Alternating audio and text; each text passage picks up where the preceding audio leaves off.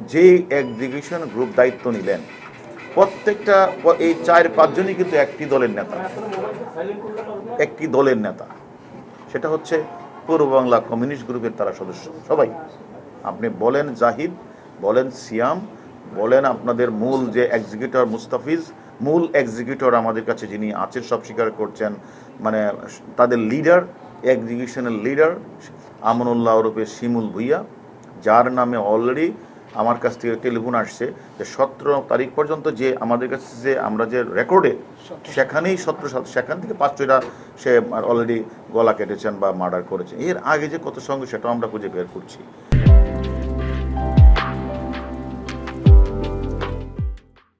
বিষয়টা হচ্ছে যে অবশ্যই শত্রুতা রয়েছে। তাদের যে প্ল্যান ছিল ওই দিনের, তারা কিন্তু শুধুমাত্র 30 তারিখ গেল 10 তারিখের পরে এই প্ল্যান না, তাকে হত্যা করার জন্য কিন্তু পূর্বেও 2বার প্ল্যান হয়েছে। নির্বাচনের আগে একবার প্ল্যান হয়েছে, তারা ব্যর্থ হয়েছে।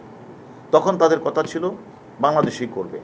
দ্বিতীয়বার তাদের প্ল্যান হয়েছে জানুয়ারি মাসের 17-18 তারিখে।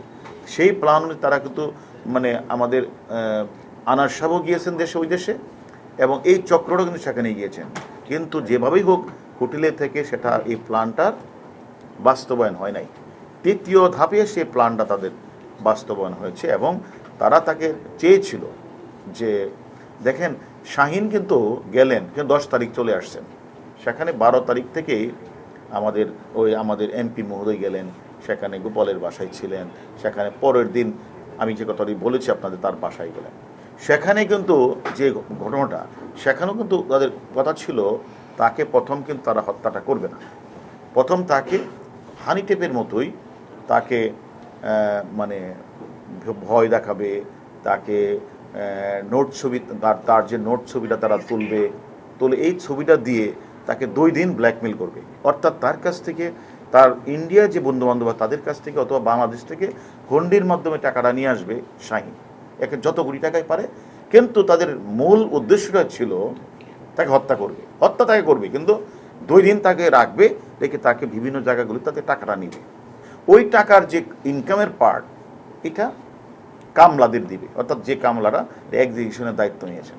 কিন্তু তারা যেটা বললেন, যেটা হলো মানে দুর্ভাগ্য, যে তারা যখন তাকে একটা পর্যায়ে যাওয়ার পরে দস্তাবেজের এক পর্যায়ে তাকে একটা ক্লোরোফর্ম মানে চেতনানাশক তার মুখে নাকে দিয়ে দেয়, দিলে পুরো চেতনানাশক হয়ে যায়।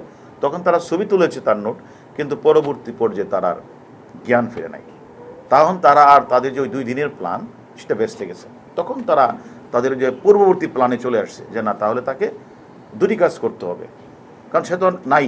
তখন তাকে এটাকে সরিয়ে এমনভাবে গুম করতে হবে, এমনভাবে তার মোবাইলগুলিকে অ্যানালাইসিস করে বিভিন্ন জায়গায় দিতে হবে যেন তাকে, যেন এই জায়গায় যে ক্রাইমটা হয়েছে এটা যেন খুঁজে না পারে।